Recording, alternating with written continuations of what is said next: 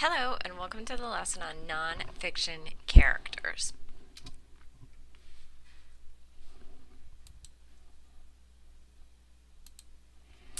So let's talk about characterization. A lot has been written about characters and character when it comes to fiction. However, now we're looking at nonfiction. Many of the same techniques apply to nonfiction. Through detail, through gesture, through talk, through close understanding of whole lives before and after the scope of the story, you make your people vivid in your reader's head if you are the nonfiction writer. So think about some of these characters that have been made famous in movies. They've all been played by actors and actresses, but they're based on real people. Here are four little girls from Birmingham, Alabama. We have Charlie Chaplin, we have Mahatma Gandhi, we have Albert Einstein. All of these people have been recreated in the mind of a screenwriter and also in other books. All of these people have become true characters based on the real people that they were and have been put into books and immortalized in that way. How do those writers of nonfiction take real people and turn them into characters in a story? That's exactly what we're looking at today.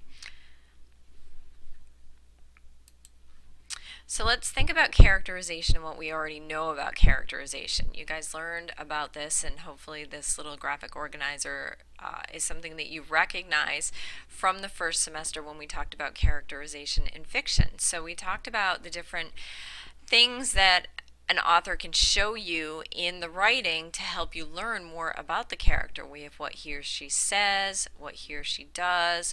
We have the character's thoughts. We know what the author says directly about him or her, and also what others in the story say about him or her. And all of these put together create that picture of the character for us in the reader's mind.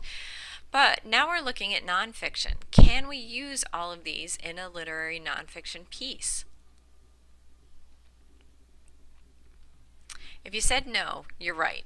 We can't use all of these, and the reason being is that we cannot use those thoughts and feelings. And we've gone over this many times, I know, but I just really want to nail that home.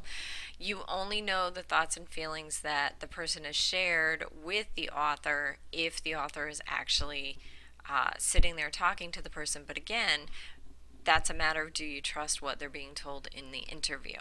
The other way, of course, is an autobiography or a memoir where it's written in first person, but again, anybody else in the story, you don't get their thoughts and feelings. So the thoughts and feelings within nonfiction are very, very limited. So we have to rely on other writing techniques.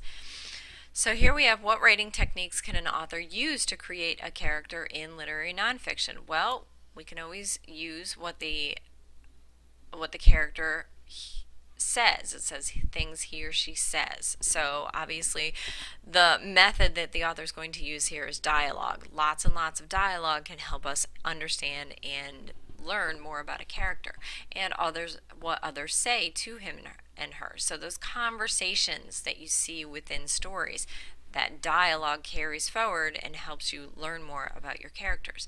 Also the actions, things he or she does. Watch and pay attention to what's going on in a story, because that can also tell you about the type of person that character is, and also how others react to that character. Sometimes somebody might do something really amazing and then another character might look at it and be really suspicious, or they might not understand. So that interaction between characters can help you understand a character or maybe misunderstand a character. So you have to be very careful, especially in nonfiction.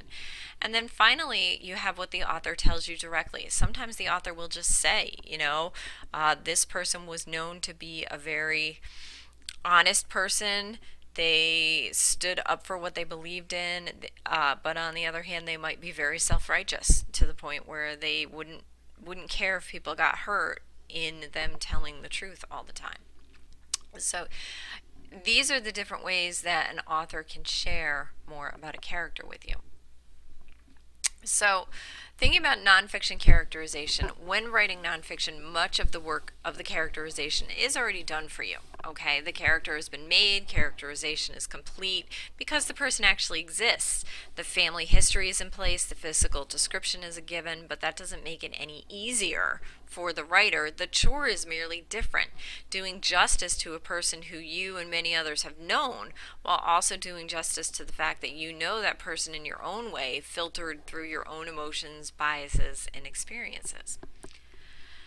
So now let's look at an example of character in dialogue and action. We have this example. It's taken from In the Glass Castle, a memoir by Jeanette Walls. We don't meet her father right away. The first scene in the book gives us little Jeanette, age 3, cooking hot dogs for herself, life as normal in her nutty household.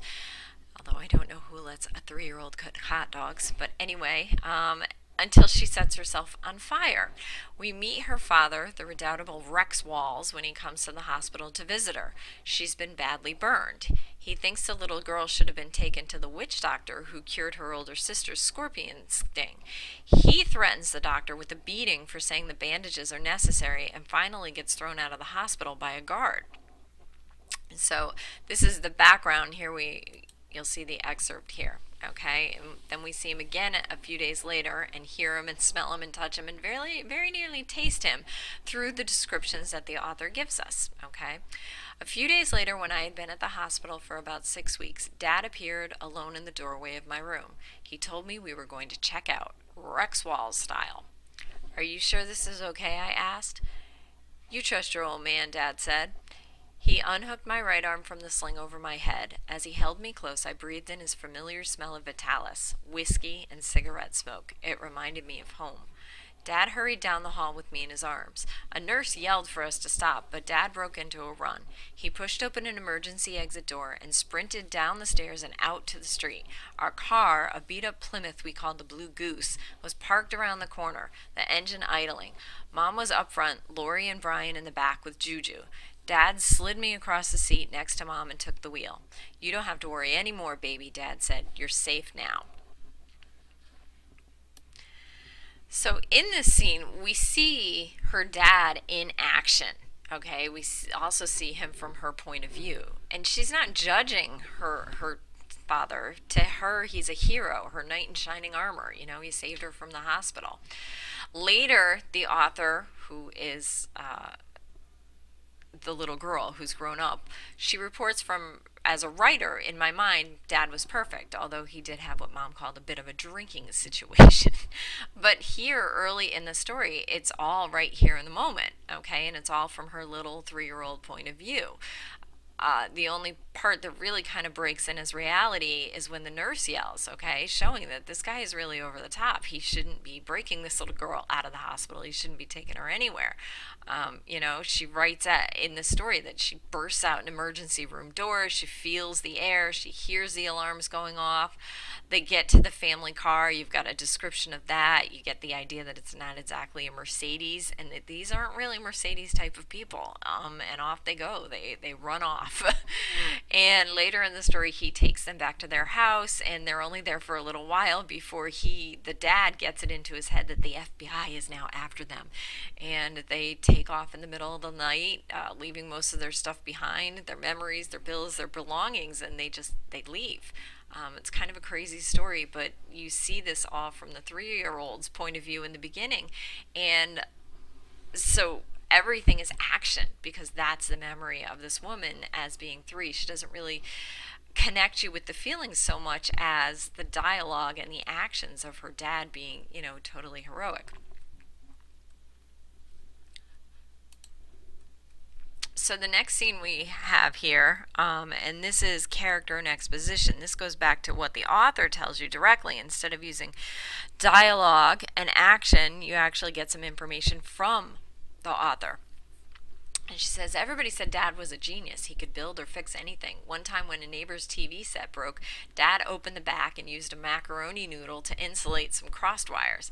The neighbor couldn't get over it. He went around telling everybody in town that Dad sure knew how to use his noodle. No pun intended, I guess. Dad was an expert in math and physics and electricity. He read books on calculus and logarithmic algebra and loved what he called the poetry and symmetry of math. He told us about the magic qualities every number has and how numbers unlock the secrets of the universe. But Dad's main interest was energy.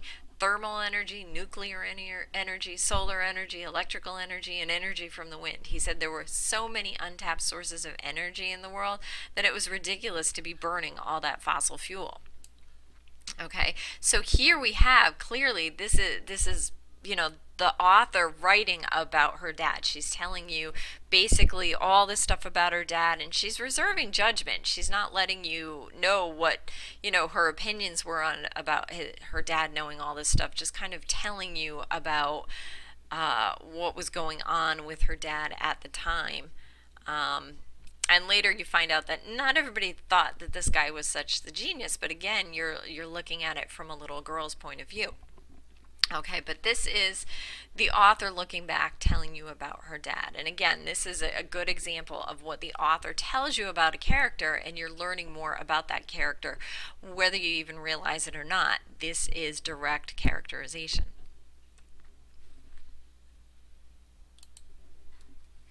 Okay, so the next thing we're going to do, we are all done with our lesson. You guys are going to work on a character sketch. Why this screen keeps moving over. Okay, come back into the classroom when everybody is done watching the lesson. We will go over the character sketch. This will be your homework for tonight, and if you have any questions, definitely ask your questions back in the classroom. Thanks for watching.